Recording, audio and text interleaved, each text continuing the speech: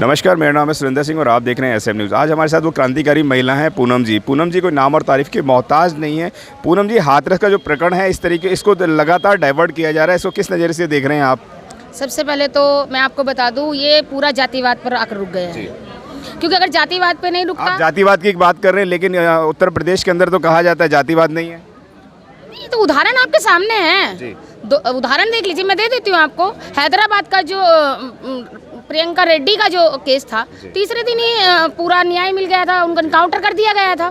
कोई सुनवाई नहीं, कुछ नहीं, कोई वकील नहीं, कुछ नहीं, सीधा इनकाउंटर।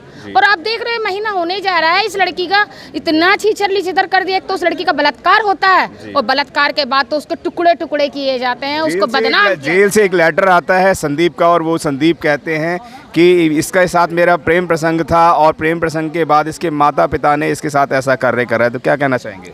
देखिए, प्रेम करना कोई गलत बात नहीं है। तो बलात्कार क्या उसके माँ बाप ने कर दिया? भाई एक बार बताइए, माँ बाप थोड़ा ना उसका बलात्कार कर देंगे, उसकी माँ नहीं कर देगा, उसका बाप नहीं कर देगा। 4 लोगों की पुष्टि और मरने से पहले उसने खुद बयान दिया है। देखिए, आप हम नहीं मानते किसी का भी बयान और किसी की बात मत कीजिए, लेकिन लड़की ने जो मरने से पहले जो बयान दिया उसकी तो पुष्टि करेंगे ना आप। उसको तो आप झुटला नहीं सकते। आप ये नहीं कह सकते कि कोई दूसरी लड़की आकर बयान दे गई, उसको तो आप नहीं हटा सकते। लड़की के बारे में बीजेपी नेता कहते हैं कि ये लड़कियां ऐसी लड़कियां जो है वो गेहूं के खेत में पाई जाती हैं, गन्ने के खेत में पाई जाती हैं, लड़कियों की वैरायटी होती है। तो क्या कहना चाहेंगे जो इस तरीके का स्टेटमेंट बीजेपी नेता देते हैं? देखिए, बेटियां तो उनके घर में भी हैं, शायद उनकी बेटियां होटलों में पाई जाती होंगी। ऐसे बीजेपी नेता जो लड़कियों पर कटाक्ष करते हैं, उनकी बेटियां होटलों में होती है। बस सिंपल इतना ही बात होती है। वो लड़कियां वहाँ खेतों में जाकर मेहनत मजदूरी करके पेट पालती हैं। अब उनकी लड़कियां होटलों में क्या करती है तो वही जानते होंगे। जी, किस तरीके से मिल पाएगा मनीषा को न्याय? लगातार जो है पहले बहुत बड़े आंदोलन हो रहे थे, धीरे धीरे क्षण होते जा रहे हैं, सीबीआई की जांच भी हो रही है। तो क्या कहना चाहेंगे? ये सब झूठा जो भी ये दिखावा है, क्योंकि अगर उस लड़की को न्याय देना होता है तो इनको उसी वक्त दे दे। उनको चोरी छुपे जलाने की जरूरत नहीं पड़ती रात के 2:30 बजे, क्योंकि कोई आज तक का भी रिकॉर्ड है कि कोई किसी भी मरने के बाद, हिंदू धर्म में तो अंधेरा होने के बाद कोई भी बॉडी नहीं जलाई जाती है। तो इस लड़की की किस आधार पर जला गया? क्योंकि ये तो हिंदू थी, कट्टर हिंदू थी। उसके माँ बाप खुद बोलते हैं कि मतलब हम कट्टर हिंदू हैं। तो कट्टर हिंदुओं में तो लड़की शाम के बाद क्या, लड़की क्या, किसी को भी नहीं जलाया जाता। तो उस लड़की को रात के 2:30 बजे अकेले में कैसे जला दिया? उनकी बिना माता पिता की अनुपस्थिति के, उनकी माता पिता को दिखाया तक भी नहीं गया उनका मुंह। तो ये तो सोचे समझिए साजिश है। और अभी मैं जो आया है कि ये नार्को टेस्ट के लिए बोल रहे हैं उनके घर वालों के लिए और दूसरे टेस्ट। जो पीड़िता परिवार है उसी का नार्को टेस्ट होने के लिए लगातार इस पे दबाव बनाया जा रहा है। तो किस तरीके का प्रोपेगेंडा है ये? देखिए, जिस जो पुलिस हैं, जो एसपी हैं, जो जिनको उनको किया है, क्या नाम है, सस्पेंड किया गया, उनके नार्को टेस्ट होने चाहिए। उस डॉक्टर का नार्को टेस्ट होना चाहिए जिसने उसका क्या करें पोस्टमार्टम किया, उसका नार्को टेस्ट होना चाहिए, ना कि माँ बाप का। मुझे मालूम है माँ बाप का, तो ये इसलिए कह रहे हैं क्योंकि हम किस आधार पे मान लें कि आप जो नार्को टेस्ट करेंगे वो सही रिपोर्ट देंगे आप? क्योंकि लड़की के साथ खुद मरने से पहले वो लड़की बोलती है कि 2 ने मेरे साथ बलात्कार किया। इस देश के अंदर लगातार बहुजनों के ऊपर, दलितों के ऊपर, पिछड़ों के ऊपर एट्रोसिटी हो रही है। तो किस तरीके से न्याय मिल पाएगा इनको? मतलब किस सत्ता परिवर्तन करना पड़ेगा, क्या करना पड़ेगा ताकि उनको न्याय मिल सके? देखिए, न्याय की तो आप छोड़ ही दीजिए, अपनी बेटियों को बचाने का काम करना पड़ेगा। और बेटियां जो हमारी हैं, किस तरीके से बचाई जाएंगी? मैं अभी आपको आगे वही बता रही हूँ कि अगर आपको अपनी बेटियां सुरक्षित रखनी है, आपको 4 बार का जो शासन था वो याद करना पड़ेगा।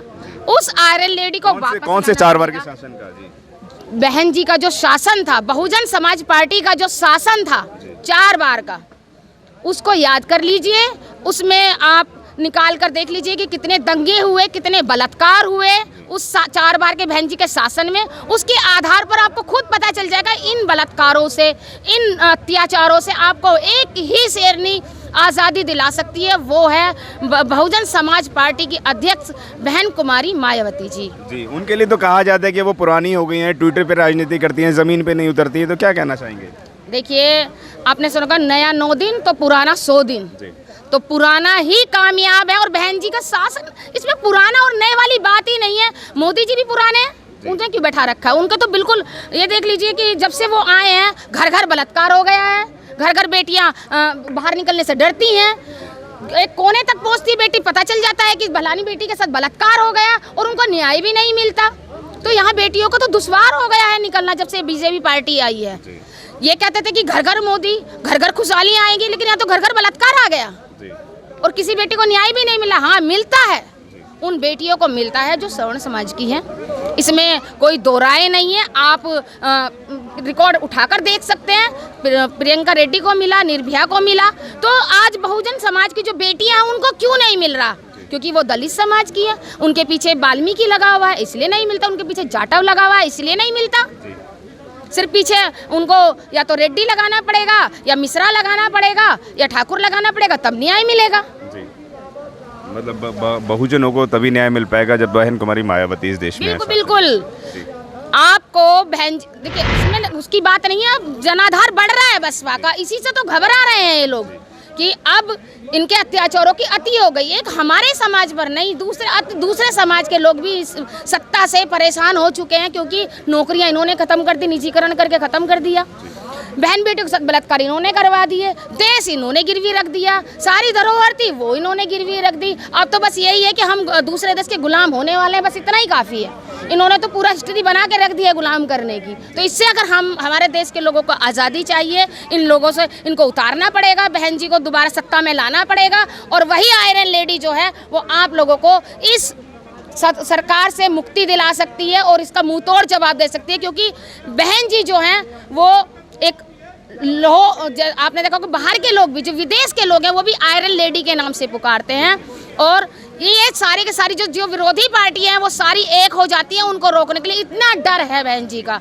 और गुंडे मवाली तो आपको पता है उनके शासन में खुद ही घुस जाते हैं जेलों के अंदर, खुद ही कह देते हैं कि हमें अंदर बंद कर दो, या फिर अंडरग्राउंड हो जाते हैं डर के मारे, और बहन बेटियां खुले में घूमती हैं, नौकरियों को भरमार होती हैं उनके शासन में। तो अगर वही खुशहाल शासन आपको चाहिए तो बहन जी को वापस लाना पड़ेगा, बहुजन समाज पार्टी को सत्ता में लेकर आइए और अपने बच्चों का और अपना और इस देश का भविष्य खुशहाल बनाइए। अगर आपने अभी तक हमारा चैनल सब्सक्राइब नहीं किया है तो सब्सक्राइब करें और घंटी का बटन बिल्कुल भी दबाना ना भूलें, ताकि सभी लेटेस्ट खबरें पहुंच सकें आप पे सबसे पहले।